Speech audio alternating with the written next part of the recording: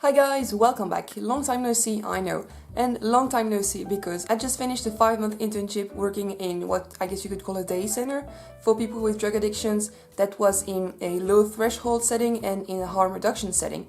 I'm gonna explain what that means in a minute. And every time I finish an internship as a social worker, I make a Q&A about it here because I love talking about my work, I really do. And you guys have questions about it and I think it's interesting topics to talk about. So I put a sticker question thing on Instagram and I'm gonna answer you guys' questions in a minute. But first,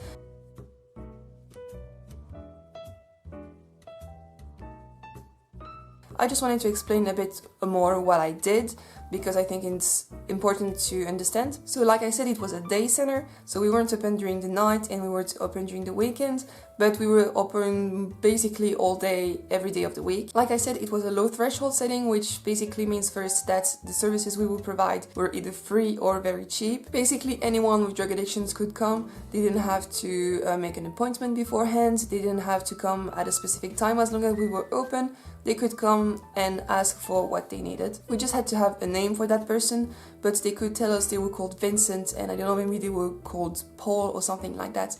We just have to have a name to know how to call them, and so we could do statistics for the center and know how many people would come a day. And we didn't keep file for the person, we just had a journal for the team so we could know what happened the day before and all of that, but it was a handwritten one and it was only kept for something like a few months, I guess, just so the team could know what happened the day before. And it was a harm reduction setting, which in a very few words means it's for people that are currently using drugs and that are either not willing or not able to stop right now, or at least not completely. And so what you try to do is to reduce the harm of their drug use, both for them and the society around them. The most well-known type of harm reduction is needle exchange program, which we were doing. I'm gonna talk about that later, but it's more than that. It's also them having a place to shower, to call their doctor, to ask questions, to have link with people that aren't using, because for a lot of them, we were practically the only people that they had contact with that weren't using. It's a lot more than just needle exchange, but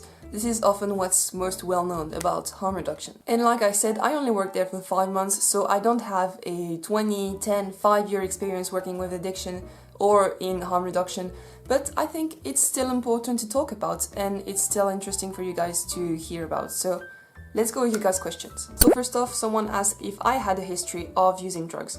And no, not at all. I've used cannabis maybe like 4 times when I was a teenager. I currently don't drink alcohol, I don't smoke cigarettes, I don't use drugs. I don't even drink coffee. Someone asked if drug addicts are more men than women. I can't say on a global scale, I don't know, I haven't looked at the statistics. That would be interesting to look at actually.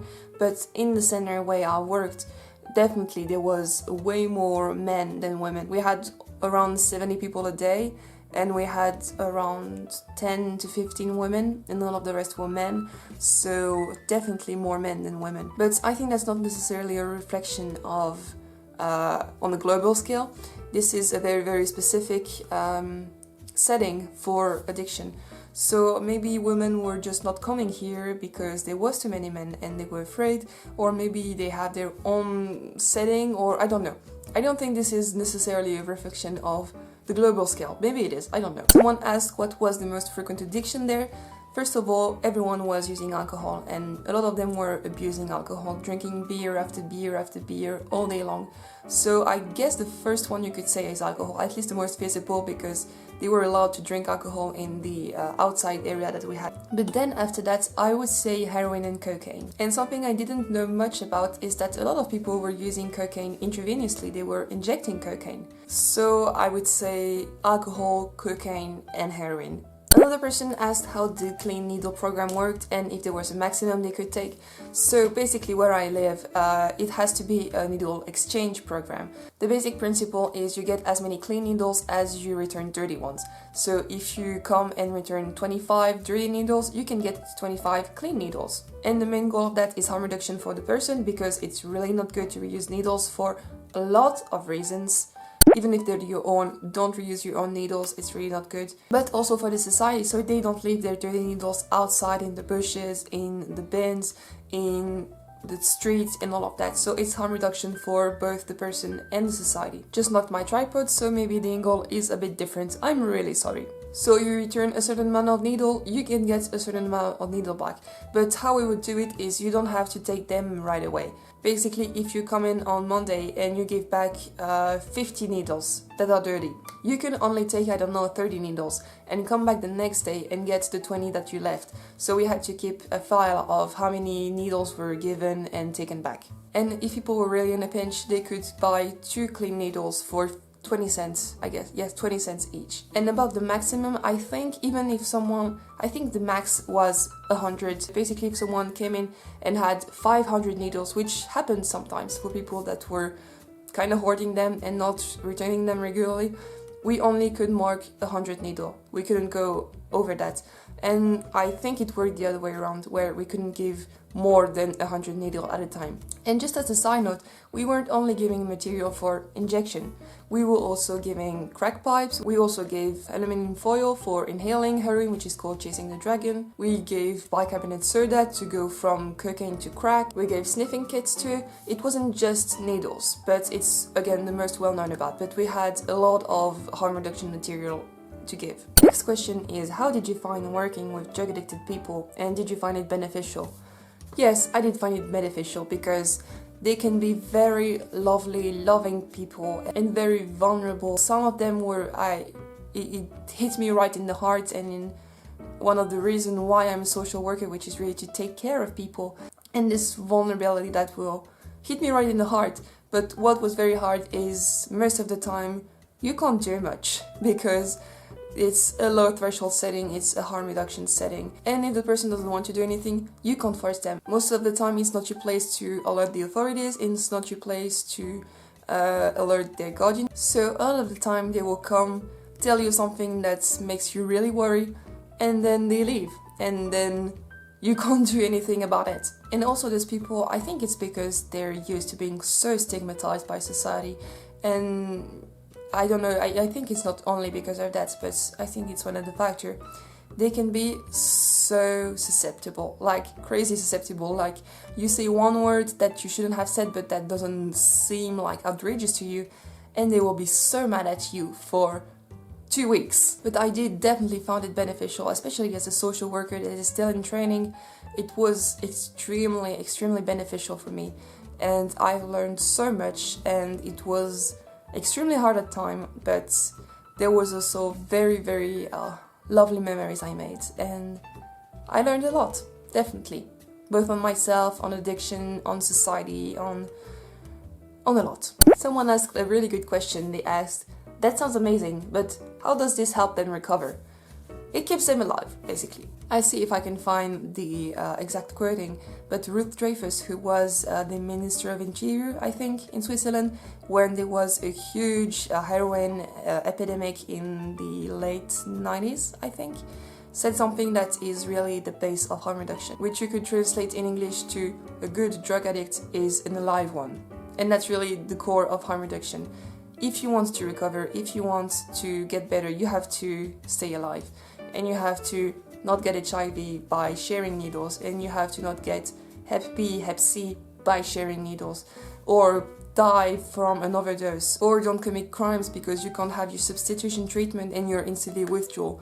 You have to have a place where you can shower and where you can eat and where you can call people. You have to have access to the rest of society, because a lot of the time these people find themselves very isolated within their own bubble of drug users. You have to have someone checking your injection points, because those can get really nasty, like really nasty, and you can die from it. So how does that help them recover? It keeps them alive, and that's the first step to maybe recover one day. Not all of them will. I think actually, at least if I had to give my own kind of estimation, at least half of them won't ever stop using drugs and will keep using as long as they're alive.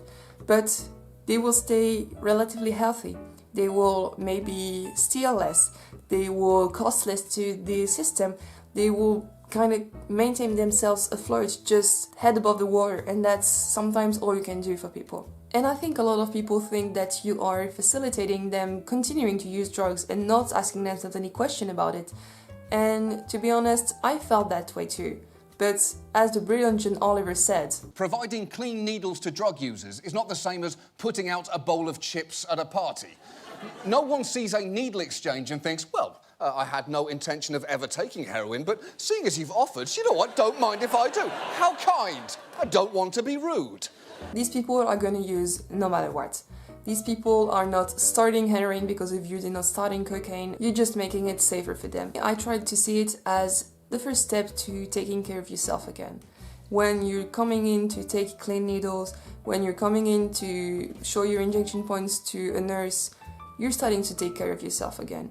And that's the first step to recovery, that's the first step to not, even if you're not talking about recovery, just getting better overall or stabilizing yourself. A few people have asked me if it was scary working there, or if we had violent people, or if they had some crazy encounter.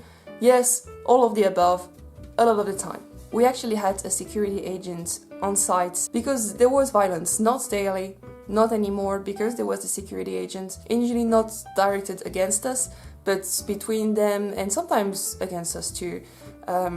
Yes, there was violence because people sometimes came in very intoxicated, or they were coming in and everyone was owing them money, or they owed money to everyone, or they owed drugs to others. And when you've already had 5 beers in the last hour, it can get pretty messy. And this is something I've learned. I had never worked in a violent prone, I guess you could say, setting as a social worker. This is something I had to learn. And yes, it was definitely scary at time. And there were plenty of crazy encounter. Maybe I could make a video about that if you guys wanted me to. Lots of crazy encounter, lots of scary stories, a lot to tell. A very interesting question I got is, could you relate to some of the people because self-harm is also some kind of addiction?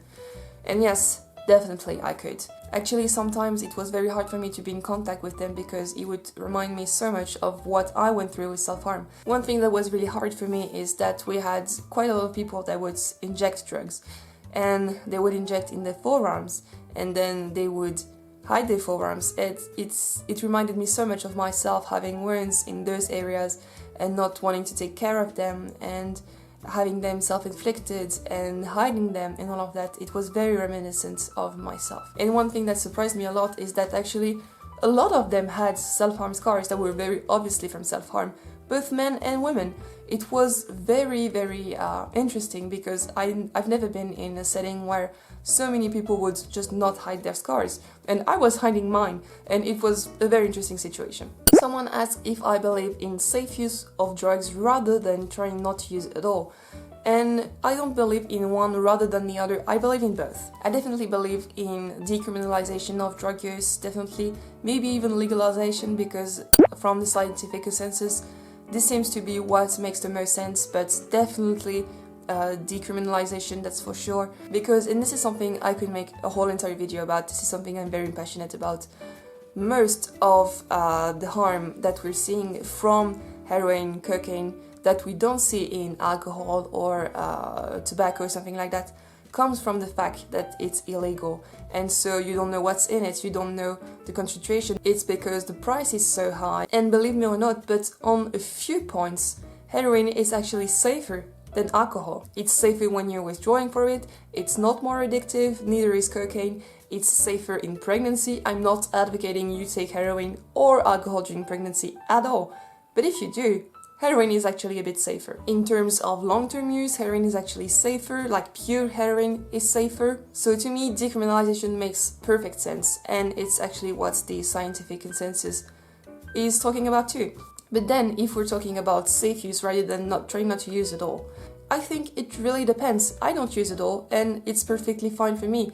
Both in people with addiction and people who don't have addiction, I think it really depends on the person. For some people, not using it all is the only option, and it's the only way for them to stay alive, and it's the most productive thing for them to do.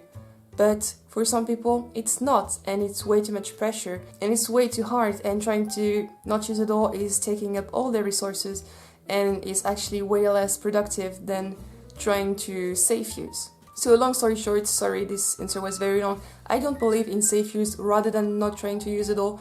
I think it really depends on the person. Last question for today is, was it discouraging to see people like that every day? And yeah, definitely it is. One of the biggest feelings you have as a social worker in harm reduction, in a threshold setting, is the feeling of discouragement and the feeling of being completely helpless, because you are. You can't do much, you can only talk with people, and I've seen a few people saying, oh, I'm not using at all, and I won't be using at all, I'm so proud of myself, I haven't used in 3 weeks, a month, 2 months, and then you see them with a beer in their hand, or you see them coming to take needles or aluminum foil, and you're like, man, that really sucks, especially as someone who's lived an addiction. You see that it sucks. So that's gonna be it for today, guys. If you have any more questions, you can leave them in the comments and I will answer them, and if there's too many of them, I might do an entire other video. I hope you liked this video. If you did, please give it a thumbs up and subscribe. If you want to see daily content from me, you can hit me up on Instagram, link it in the description. As always, I answer to every DM I get if you want to chat with me. That was not my usual outro. Never mind. And I will see you again very soon. Bye, guys.